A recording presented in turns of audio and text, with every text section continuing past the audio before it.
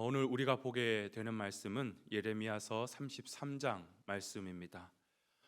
오늘 말씀은 회복의 메시지의 마지막 부분이면서 동시에 회복의 메시지의 절정을 보여주고 있는 말씀입니다. 우리가 지난번 나눴던 새 언약 기억하십니까?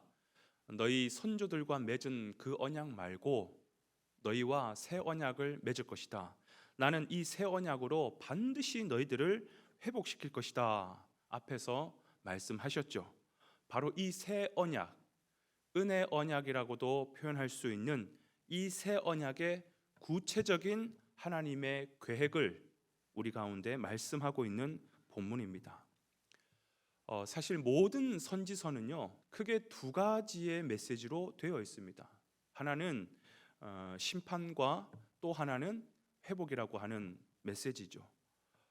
하나님의 예언은 왜 이 두 말씀으로 되어 있을까?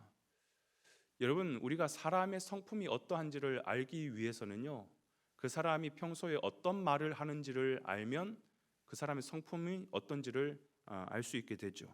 하나님도 마찬가지입니다. 하나님은 평소 어떤 말씀을 하셨느냐? 여러분, 하나님의 예언이라고 하는 것은 하나님의 곧 말씀이죠.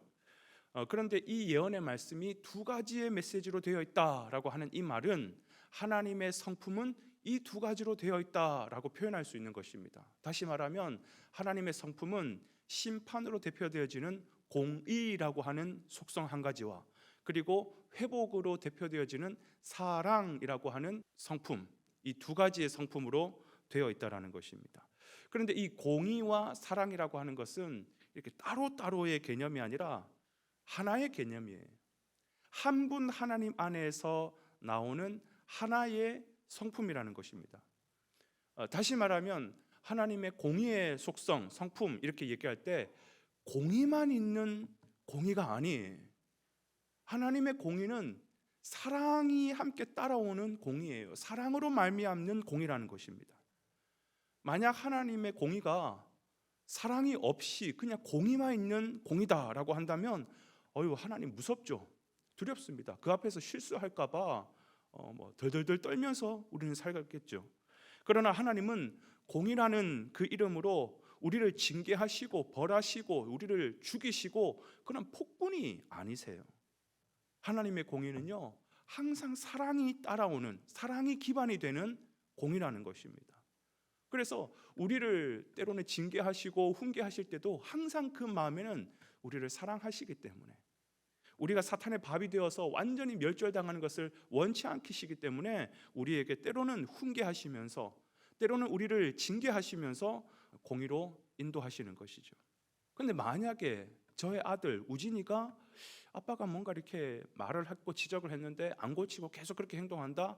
네 인생 네 살아라. 제가 그럴 것 같아요? 아니에요. 때로는 혼을 내서라도 회초리를 대서라도 그를 돌이키려고 하겠죠. 왜? 우진이를 사랑하기 때문에. 제가 우진이를 혼낸다면 그 공의는 사랑에 기반한 공의라는 것입니다. 마찬가지예요. 우리 하나님의 공의도 우리를 포기할 수 없는 바로 그 아버지의 사랑에 기반한 공의라는 것입니다. 또한 하나님의 속성이 뭐가 있다고요? 사랑이라고 하는 속성이 있어요. 그런데 그 사랑도 사랑만 있는 사랑이 아니에요. 항상 공의로운 사랑, 공의가 따라오는 사랑이라는 것입니다. 여러분, 사랑만 있으시는 하나님, 글쎄요, 말은 굉장히 좋아 보이기는 하지만 정말 좋을까? 우리가 무슨 짓을 해도 뭘 해도 다 받아주고 사랑해 무조건적인 그런 사랑이 다 좋기만 할까? 아니에요. 그런 사랑은 뭐라고 표현하냐면 방종이라고 얘기하는 것이죠. 방종은 생명을 살리는 쪽으로 가는 것이 아니라 말 그대로 방종이에요. 방치해 두는 거예요. 죽든 말든. 그러니까 모든 것을 다 허용해 주는 것 아니겠습니까? 바로 오늘날처럼 오늘날에는 사랑이라는 이름으로 모든 것을 다 품어주는 것 아니에요. 정책을 만들고 사람들의 어떤 그런 사고방식이라든지 어떤 이데올로기라든지 이런 모든 것들이 이제는 다 받아주자, 차별하지 말자, 사랑이라는 이름으로 다 받아주는 거예요. 무질서해지는 거죠. 그러다가 파괴되는 것입니다. 여러분 기억하십시오. 사단의 역사도요, 사랑으로 역사하는 역사들이 있습니다. 막 무섭고 우리를 괴롭히고 이런 게 아니라 굉장히 포용적이고 사랑으로 다가오는 사단의 역사도 있습니다. 혼돈하면 안 돼요. 뭐가 차이인지 아세요? 사단의 사랑의 역사는요, 사랑만 있는 역사예요. 공의로운 사랑이 아니라는 것입니다. 그러나 하나님의 사랑은 공의로운 사랑이에요. 공의가 기반되는 사랑이라는 것입니다.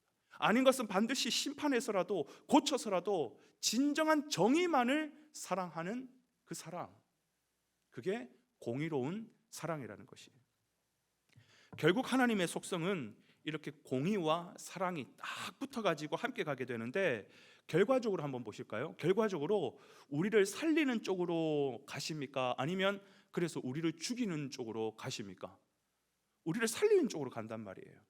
그렇기 때문에 이 하나님의 두 가지의 속성을 단 한마디로, 한 단어로만 표현하라 그러면 뭐라고 표현할 수 있겠습니까? 하나님의 속성은 사랑이라고 표현할 수 있는 거예요. 그래서 사도 요한은 하나님을 정의할 때 뭐라고 표현하느냐? 하나님은 사랑이시라, 그렇게 얘기하는 것이죠. 여러분, 그렇기 때문에 오늘 이 이스라엘 백성들의 결과적인 운명은 어떻게 되느냐? 살리는 쪽으로 가겠습니까? 죽이는 쪽으로 가겠습니까? 하나님께서 반드시 회복시키는 거예요. 여러분, 이 세상에 하나님께서 택하신 백성들의 운명도 마찬가지입니다. 살리는 쪽으로 가겠습니까? 죽이는 쪽으로 가겠습니까? 반드시 하나님은 하나님의 택한 백성들, 저와 여러분을 회복시키고 살리는 쪽으로 가실 것입니다.